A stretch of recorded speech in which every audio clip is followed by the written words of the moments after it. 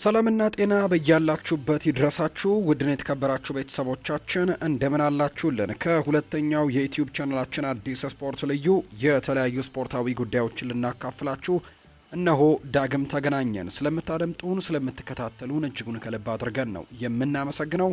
ዛሬም እንደተለመደው በርከት ያሉ ስፖርታዊ ጉዳዮችን ወደ እናንተ እያደረስን ቆይታን እናደርጋለን።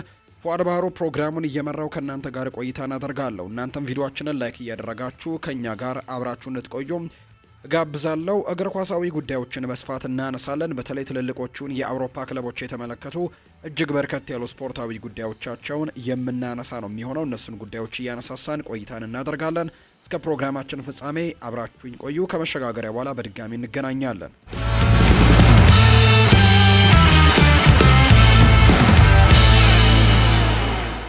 የዝውውር መስኮቱ ቢዘጋም ቶትንሃም ሆትስፐርስ ለ2026 የዝውውር መስኮቱ ሊያስፈርማቸው ስለሚችሉ ተጫዋቾች ማሰብ ጀምሯል። ክለቡን ለማጠናከር ካቀደባቸው ቦታዎች አንደኛው የተከላካይ ክፍሉ ነው። በዚህ ክረምት ቶትንሃም ሆትስፐርሶች ኮታ ታይካን እና ከዚህ ቀደም በውሰት ውል የነበረውን ኬቨን ዳንሶን ማስፈረሙ ይታወሳል። ይሁን እንጂ ቶትንሃም ቶማስ ፍራንክ በሁለቱም የመስመር አጥቂ ቦታዎች ላይ ፔድሮ ፖሮን፣ ጄድ ስፔንሰን እና እንዲሁ ደግሞ ደስቲን ኡዶጊን ብቻ ነው እንዳሉት የሚያስበው። በክረምት ተጫዋቾች የዝውውር መስኮት ተከላካይ አስፈርመው አስገራሚ እንግዲህ ለማድረግ ሙከራ አድርገው ነበር። ስፔንስ በሁለቱም በኩል መጫወት የሚችል ተጫዋች ቢሆንም በብዛት ግን የሚመቸው በቀኝ በኩልን መሰለፍ ነው። በዚህ ምክንያት በግራ በኩል አዲስ ተጫዋች ይፈልጋሉ። እናም ቶትንሃም አንድ ተጫዋች ለማስፈረምም እቅድ አለው። ፉትቦል ኢንሳይደር እንደዘገበው ከሆነ ፒተር ኡርክ ቶትንሃም የሰንደርላንዱን የግራ መስመር ተከላካይ የሆነውን ዴኒስ ሲርክንን ለማስፈረም እያሰበ መሆኑን ያረጋገጠው። የ23 ዓመቱ ተጫዋች በ2021 ክለቡን ከመልቀቁ በፊትም በሰሜን ለንደን በሚገኘው የቶትንሃም አካዳሚ ውስጥም ያደገ ተጫዋች ነው። ይህ ከሰንደርላንድ እንግዲህ ሲርኪን ጋር ያለው ዝውውር አስገራሚ ነው። ቶትንሃም አካዳሚ ውስጥ ካደገ በኋላ ሰንደርላንድን ተቀላቅሎ ዝናን አትርፏል። ጥሩ ተጫዋች መሆኑን አያጠያይቅም። ነገር ግን ቶትንሃም ካስፈረመው በመደበኛነት የሚሰለፍ ተጫዋች መሆኑን እርግጠኛ መሆን ይኖርበታል። ተጫዋቹም ዝውውሩ በቻምፒየንስ ሊግ ስብስባቸው ውስጥ የአካዳሚ ተመራቂዎችን ቁጥር ለማሟላት ይረዳቸዋል። ይህንንም ከግምት ውስጥ ካስገቡ ዝውውሩ ትርጉም ይኖረዋል። ቶትንሃም ካስፈረመው ለግራ ተከላካይ ቦታም ጥሩ ምትክል ሊሆን እንደሚችል ነው የሚታመነው። ሲርኪን ከጉዳት እያገገመ በመሆኑ በዚህ የውድድር ዘመን ገና አልተሰለፈም። ቶትንሃም ወደ ሜዳ ሲመለስም በሚያሳየው አቋም ላይ አይኑን ይጥላል። እናም አቋሙ ካስደነቀው የዝውውር እድሉም ይጨምራል ተብሎ እንደሚታሰብ ነው መረጃዎች እየወጡ የሚገኙት። ዌስትሃም ዩናይትድ ግርሃም ፖተርን ለመተካት ታላቅ አሰልጣኝ ላይ አይኑን ጥሏል። ቅዳሜ ዕለት ከለንደን ተቀናቃኛቸው ቶትንሃም ጋር በሜዳቸው 3-0 መሸነፋቸው በዌስትሃም አሰልጣኝ ግርሃም ፖተር ላይ ያለው ጫናን አባብሶታል። ከኃላፊነታቸውም ሊነሱም እንደሚችሉ እየተነገረ ነው። ዌስትሃም ከሁለት ሳምንት በፊት ኖቲንግሃም ፎረስትን በሜዳው 3-0 ካሸነፈበት ጨዋታ ውጪ የውድድር ዘመኑን የጀመረው በአስከፊ ሁኔታ ነው። ግርሃም ፖተር ውድድር ዘመኑ ከመጀመሩ በፊትም ጫና ውስጥ የነበረ ቢሆንም ከሰንደርላንድ፣ ቼልሲና ቶትንሃም ጋርም በተደረጉ ጨዋታዎች በደረሰባቸው ከባባድ ሽንፈቶች ጫናው እጅጉን ጨምሮበታል። በመጪዎቹ ሳምንታት ግርሃም ፖተር ክለቡን ለቆ ከሄደ ተተኪውን ለመሾምም ዝግጅት እየተደረገ ነው። በሃመርስ ኒውስ በኩል በወጣ መረጃ መሰረት ዌስትሃም ዩናይትድ ከግርሃም ፖተር ጋር ቢለያዩ ኑኖ ኤስፕሬንቶ ሳንቶን ለማስፈረም ፍላጎት እንዳላቸው ነው ዘገባው የሚያሳየው። የክለቡ ባለቤት ዴቪድ ሱሊቫን በቅርቡ በኖቲንግሃም ፎረስት ባልተጠበቀ ሁኔታ የተሰናበቱትን የፖርቱጋላዊ አሰልጣኝ አድናቂ እንደሆኑ ይነገራል። የኑኖ ኤስፕሬንቶ ስራ አጥነት በለንደን ስቴዲየም የግርሃም ፖተርን ቦታ ይበልጥ አደጋ ላይ እንደጣለው ነው የሚታመነው። እናም በቅዳሜው የደርቢ ጨዋታ በቶትንሃም መሸነፋቸው ሁኔታውን የበለጠ አባብሶባቸዋል ነው እየተባለ የሚገኘው። ግርሃም ፖተር በመጪዎቹ ሳምንታትም ዌስትሃምን ቢለቅ የሚያስደንቅ አይደለም፣ ምክንያቱም ነገሮች ለሱ የሚሰሩ አይመስሉም። ለመተካትም ኑኖ ምርጥ አማራጭ ይሆናል። በወልቭስና በኖቲንግሃም ፎረስት በነበሩበት ጊዜ ቡድኑን የማረጋጋት ችሎታ እንዳላቸው አሳይተዋል። ለጊዜው በዌስትሃም የፖተር እጣ ፈንታ ምን እንደሚሆን ገና ግልጽ አይደለም። በዚህ ደረጃ በሚቀጥለው ሳምንት ከክሪስታል ፓላስ ጋር ከሚያደርጉት የቤት ውስጥ ጨዋታ በፊትም እንግዲህ ከኃላፊነታቸው የሚነሱ አይመስልም። ነገር ግን በዚያ ጨዋታ ሽንፈት ከደረሰባቸው ለመልቀቅ ግን በቂ ምልክት እንደሆነ ነው መረጃዎቹ የሚያሳዩት። ሊቨርፑል በሌሎች ትልልቅ ክለቦች ፍላጎት ቢኖርም በሚቀጥለው ክረምት የ25 ዓመቱን ተከላካይ ለማስፈረም ይጠብቃል ተብሏል። ሊቨርፑል በዚህ ክረምት ለማስፈረም ቢሞክርም ያልተሳካለት ማርክ ጉሂን ለማስፈረም አሁንም በትግል ላይ ነው። ነገር ግን የክሪስታል ፓላስ አምበል በ2026 በአንፊልድ መምጣቱ ቀላል አይሆንም። ማርክ ጉሂ በሴልኸርስት ፓርክ አዲስ ውል ይፈርማል ተብሎ አይጠበቅም። ይህም ደግሞ በሚቀጥለው ክረምት ነፃ ተጫዋች ይሆናል ማለት ነው። ሊቨርፑል ይህንን ያውቃል። ነገር ግን ማንቸስተር ሲቲም እንደዚሁ እርሱን ዋና ኢላማ አድርጎታል። ከዚህ በተጨማሪ ባየር ሚኒክም በሱ ላይ ፍላጎት እንዳለው ነው የተነገረው። ይህ ቢሆንም ፒት አሩርክ ለፉትቦል ኢንሳይደር እንደገለጸው ሊቨርፑል ማርክ ጉሂን ለማስፈረም በጠንካራ ቦታ ላይ እንዳለ ይታመናል። ጉሂ ውሉን አጠናቆ ነፃ ተጫዋች ከሆነ ብዙ ክለቦች ለማስፈረም ይወዳደራሉ። ይህ ደግሞ እንደ ምርጥ የውል ስምምነት በሚሰጠው ክለብ ላይ ይወሰናል። በአሁኑ ጊዜ ግን ሊቨርፑል ማርክ ጉሂን አማራጮቹ እንደ ነፃ ተጫዋች ቢመረምርም እንኳን እርሱን ማስፈረም እንደሚችል ግን እርግጠኛ ነው። ሊቨርፑል በዚህ ክረምት ላይ ያስፈረመው ቀርቦ ነበር። ነገር ግን ውሉ በመበላሸቱ በሚቀጥለው ክረምት የማርክ ጉሂን ዝውውር ለማሳካት እንደሚጠብቅ ይመስላል። የተረጋገጠ የፕሪሚየር ሊግ ተጫዋችና የእንግሊዝ ብሔራዊ ቡድን አባል የሆነን ተጫዋች በነጻ የማስፈረም እድሉ ትልቅ ስለሆነ በአውሮፓ ውስጥ ያሉ ክለቦችም ጉሂን እያዩት ነው። በአሁኑ ጊዜ ትግሉ ክፍት ነው። ነገር ግን ሊቨርፑል ከዚህ ቀደም የተወሰነ ስራን ሰርቷል። ይህም ደግሞ ውሉን ለማሳካት የተሻለ አቋም ይሰጣቸዋል ብለው ተስፋ ያደርጋሉ። ማርክ ጉሂ በሚቀጥሉት 9 ወራት ውስጥም በክሪስታል ፓላስ አዲስ ውል ካልፈረመ በሚቀጥለው ክረምት ወዴት እንደሚያቀና ማየቱ አስደሳች ይሆናል ተብሎ ነው የሚጠበቀው። የፉልሃሙ የመስመር አጥቂ የሆነው ሃሪ ዊልሰን በዚህ ክረምት ሊድስ ዩናይትድን ሊቀላቀል ተቃርቦ እንደነበር ተገለጸ። የዌልስ ብሔራዊ ቡድን ተጫዋች የሆነው ዊልሰን ማርኮ ሲልቫ የአጥቂ መስመሩን ለማጠናከር አዳዲስ ተጫዋቾችን ካስፈረመ በኋላ ከፉልሃም ሊወጣ ይችላል ተብሎ ስሙ ተያይዞ ነበር። አዲስ ወደ ፕሪሚየር ሊግ የመጣው ሊድስ ዩናይትድ ዊልሰንን ለማስፈረም ቢፈልግም የ27 ዓመቱ ተጫዋች ግን ወደ ኤላንድ ሮድ የነበረው ዝውውር በዝውውር የመጨረሻ ቀኑ ላይ እውን ሊሆን አልቻለም። ዊልሰን አሁንም ክለቡን ለቆ ሊሄድ ይችላል። የፉልሃም የአጥቂ መስመር በጠንካራ ተጫዋቾች የተሞላ በመሆኑና እንግዲህ የውል እርግጠኛ አለመሆን በመኖሩ ምክንያት ደግሞ የ27 ዓመቱ የመስመር አጥቂ በጥር ወር ወደ ሊድስ ዩናይትድ ለመቀየርም ፍላጎት እንዳለው ፍንጭ ሰጥቷል። ውሉ እየተቃረበ በመምጣቱ ለፉልሃም ያለው አደጋም ግልጽ ነው። ምንም አይነት ስምምነት ካልተደረሰ ያለ ክፍያ እንደሚያጡት ነው የሚታመነው። ፉትቦል ኢንሳይደር እንደዘገበው ከሆነ ፉልሃም ምንም አይነት ክፍያ ከማያገኝበት ሁኔታ ይልቅ በሚቀጥለው የዝውውር መስኮት በገንዘብ ለመሸጥም ሊያስብ እንደሚችል ጭምር ነው የተነገረው። በቅርቡ ፉልሃም ያደረጋቸው ዝውውሮች ውድድሩን ጨምረውታል። የሳሙኤል ቺክዌዜና የኬቨን መምጣት የቡድኑን ጥልቀትም ጨምሮታል። ዊልሰን በቅርብ ጊዜ በተደረጉ ጨዋታዎች ላይ ቢሰለፍም ከሊድስ ጋር በተደረገው ጨዋታ በመጀመሪያ አስተላለፍ ውስጥ ቢገባም ሌሎች ተጫዋቾችን ለማሰለፍ እየተወዳደሩ በመሆኑ ቦታው እንግዲህ ትልቅ ሪስክ ውስጥ ገብቷል። በሌላ በኩል ሊድስ ዩናይትድ ፍላጎቱን ጠብቆ ቆይቷል። በክረምቱ የተጫዋቾች የዝውውር መስኮትም ዊልሰንን ወይም ደግሞ ማኖር ሶሎሞንን ለማስፈረም ባለመቻላቸው የአጥቂ መስመራቸው ደካማ ሆኖ ቀርቷል። ዊልሰን በጥር ተጫዋቾች የዝውውር መስኮት ፉልሃምን ለቆ ለመሄድ ፍላጎት ያለውን ብቸኛው ምክንያት ለ2026ቱ የፊፋ የዓለም ዋንጫ ዌልስ ማለፍ ከቻለች ምርጥ ብቃቱ ላይ ለመሆን ተጨማሪ የመጫወቻ እድልም እንደሆነ ጭምር ነው የሚነገረው። ሊድስ በጥር ተጫዋቾች የዝውውር መስኮትና የክረምት የዝውውር መስኮት ፍላጎቱን እንደገና ከፍ እንደሚያደርገው ይታመናል። ዊልሰን በፉልሃም የሚያገኘው የመጫወቻ ጊዜ ከቀነሰ በተለይም በመጀመሪያው ቡድን ውስጥ መጫወት የሚችልበት ክለብ ለመዘዋወር የበለጠ ክፍት ሊሆን እንደሚችል ነው መረጃዎች እያሳዩ የሚገኙት።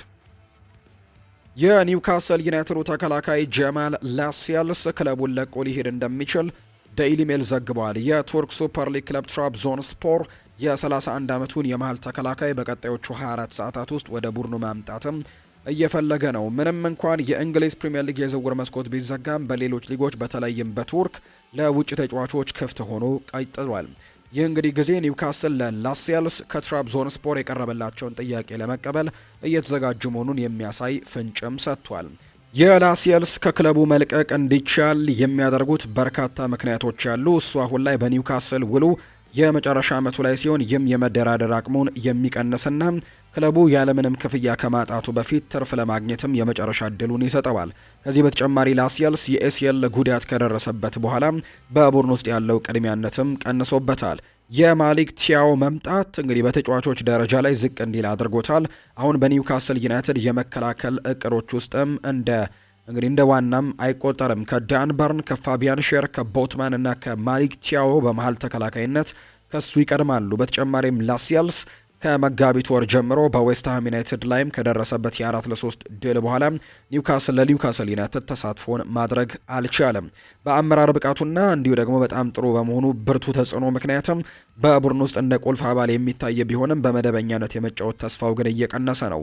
ከኒውካስል አንጻር ላሲየልስ የቀረበውን ውሉ ጊዜው እንግዲህ ተሳትፎ ብቻ እንዲኖረው ከማድረግ ይልቅ ከትራብዞን ስፖር የሚያገኘውን ስምምነትም የዝውውር ገቢንም ሊያመጣም ስለሚችል ትርጉም ይሰጣል። ለላሴልስ ራሱም ዝውውሩ በመደበኛነት የመሰለፍ እድልንና በሌላ ክለብ ውስጥም ቁልፍ ተከላካይ ሆኖ ራሱን ዳግም ለማረጋገጥም እድል ይሰጠዋል። ስምምነቱ የሚሳካው በሁለቱ ክለቦች መካከል ባለው ስምምነትና በላሴልስና በኒውካስል ዩናይትድ ዝውውሩ እንዲፈጸም ባላቸው ፍላጎት ላይ እንደሚሆን እየተገለጸ ነው የሚገኘው። ማንቸስተር ዩናይትዶች ከአስከፊ ተቀናቃኛቸው ማንቸስተር ሲቲ ጋር በሜዳው በደረሰበት ከባድ የ3-0 ሽንፈት በሲቲ ሜዳ በደረሰባቸው 3-0 ሽንፈት የክለቡ ቀውስ ይበልጥ ተባብሷል። ይህም በአሰልጣኝ ሩበን አሞሪም ላይ ያነው ጫና ይበልጡኑ ጨምሮታል።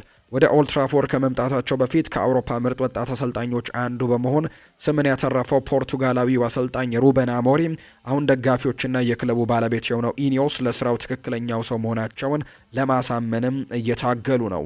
ዩናይትድ በዚህ የውድድር ዘመን ከ4 ጨዋታዎች በ4 ነጥቦች ብቻ በማጠናቀቅም ከ1992-93 የውድድር ዘመን ወዲህ እጅግ መጥፎ የሆነውን የፕሪሚየር ሊግ ጅማሮን ነው ያደረጉት። እንደ ሊቨርፑል፣ አርሰናል እና ቶትንሃም ያሉ ክለቦች በደረጃ ሰንጠረዡ አናት ላይ ሲገኙ ዩናይትድ ግን ከደረጃ ሰንጠረዡ ግርጌ አካባቢ ነው። ከደርቢው ሽንፈት በኋላ ሩበን አሞሪም ለደጋፊዎች በሐቀኝነት የተሞላ መልእክትን አስተላልፏል። ከዚህ በላይ ለክለቡ ባለቤቶች ማስጠንቀቂያ የመሰለ ንግግርንም አድርጓል። በፋብሪዚዮ ሮማኖ እንደተዘገበው ሲል ለማንቸስተር ዩናይትድ የምችለውን ሁሉ እያደረግኩ ነው።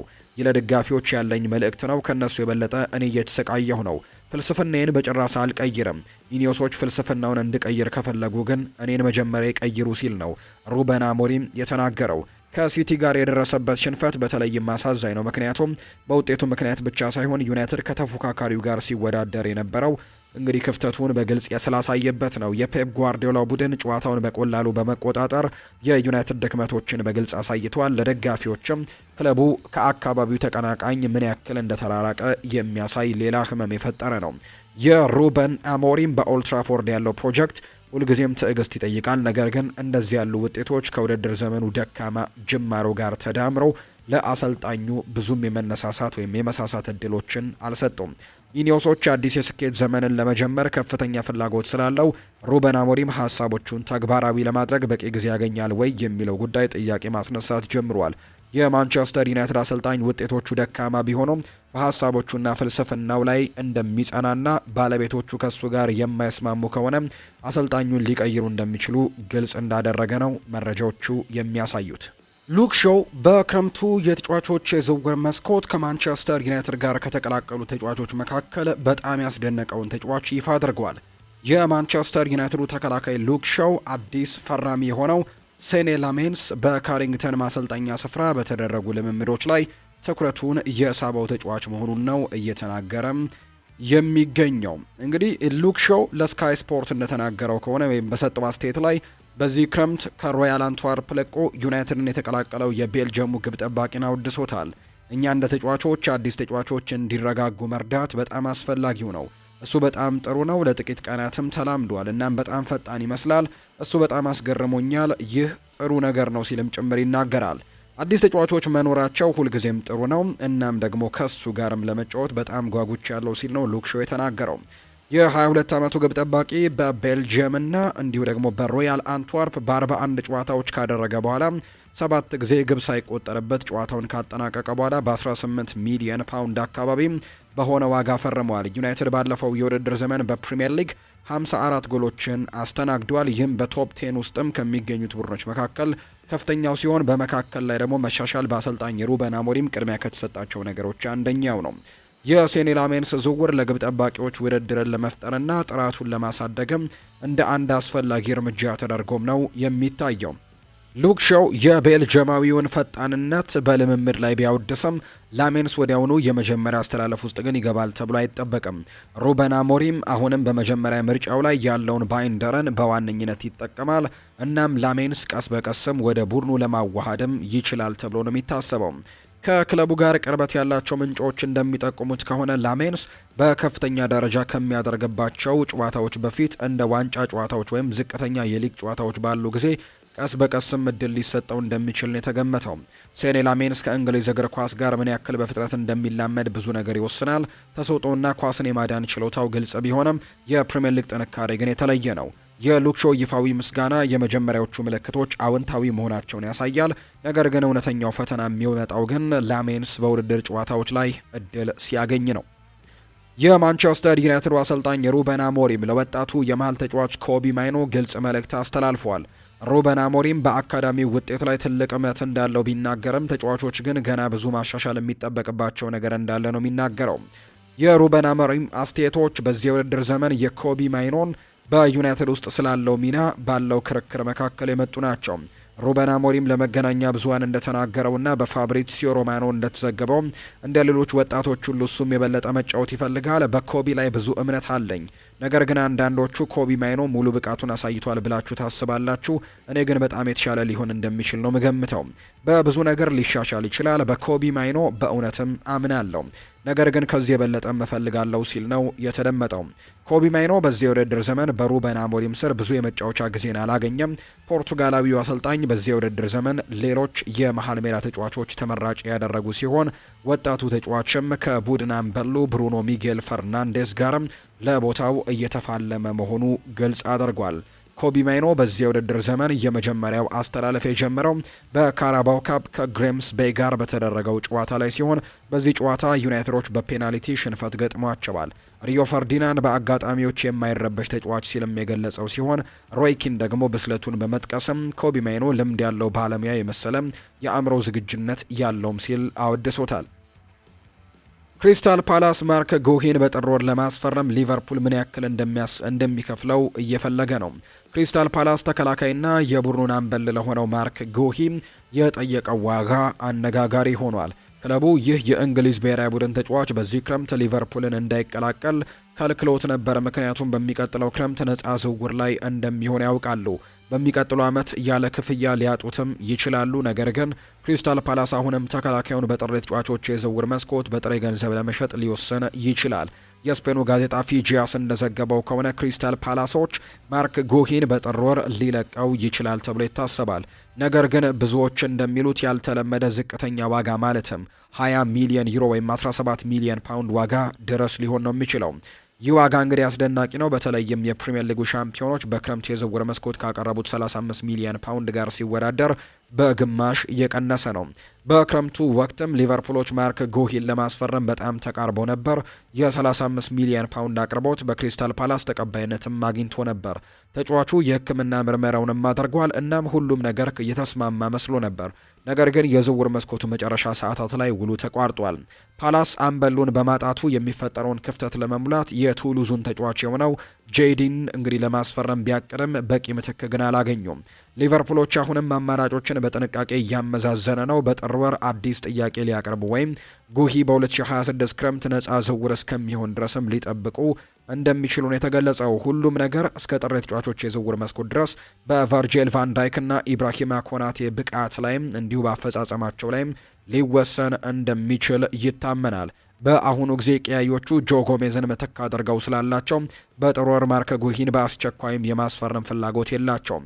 ነገር ግን ሁሉም ነገር በቡድኑና በአሰልጣኙ ፍላጎት ላይ ተመስርቶ በቀጣይ ወራት ደግሞ የሚወሰኑ ውሳኔዎች ይኖራሉ ተብሎ እንደሚጠበቅ ነው መረጃው አሁን ላይ በትልቁ እያሳየ እንደሚገኝ ዘገባዎቹ የጠቆሙት።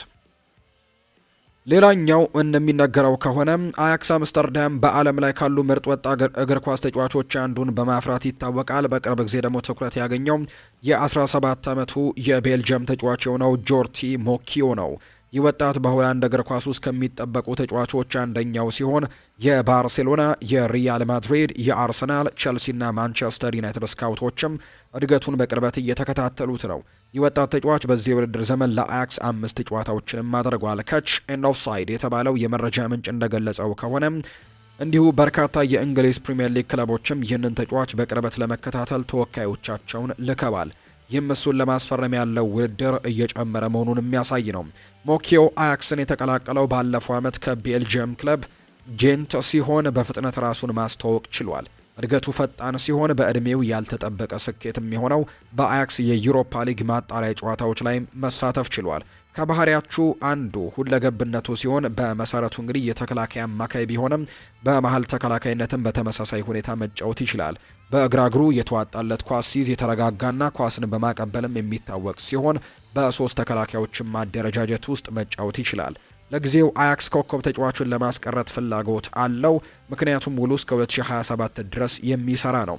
የሆላንዱ ክለብ ተጫዋቹን ለመሸጥ አስቸኳይ ፍላጎት ባይኖረውም በ25 እስከ 30 ሚሊዮን ዩሮ አካባቢ የሚቀርቡ ጥያቄዎች እንዲያጤኑትም ሊያደርጋቸው እንደሚችል ሪፖርቶች ይጠቁማሉ።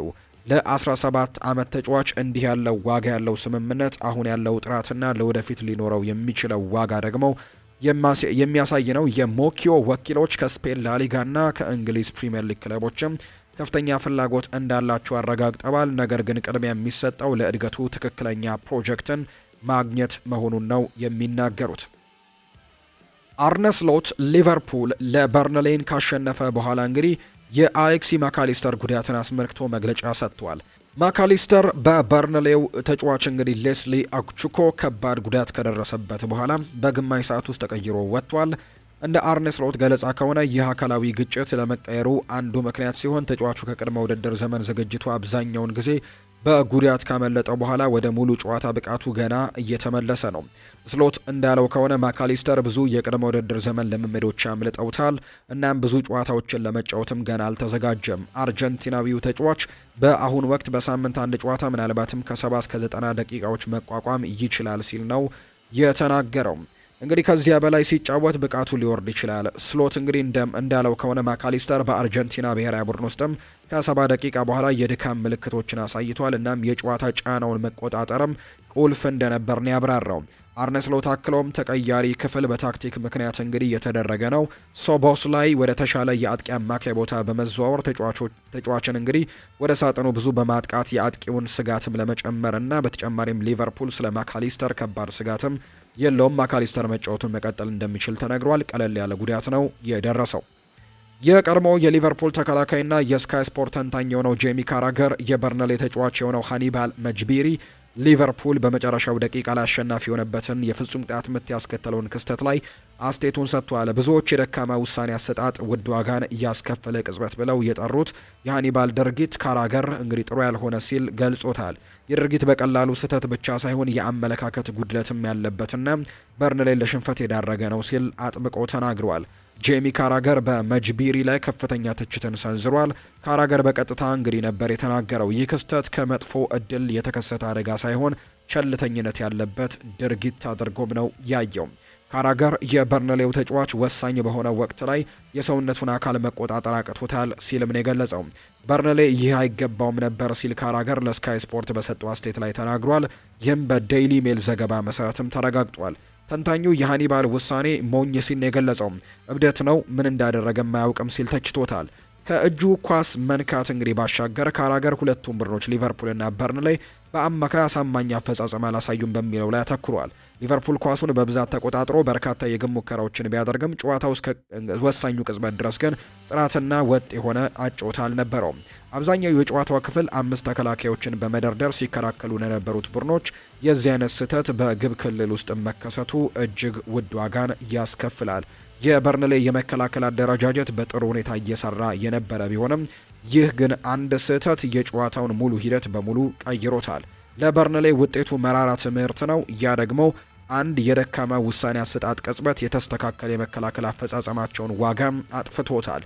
እናም የካራገር ትችት ትክክል ነው። በሽንፈቱ ቢሆንም አሰልጣኝ ስኮት ፓርከር በዚህ የውድድር ዘመን ቡድናቸው ጥሩ እድል እንዳለው መተማመን ሊኖራቸው ይገባል። በጨዋታው አብዛኛው ክፍል በመከላከል ሻምፒዮን በሆኑት ላይም ቆራጥ እንግዲህ ነገርን አሳይተው ነው በዛ ጨዋታ መውጣት እንደቻሉት የሚነገረው።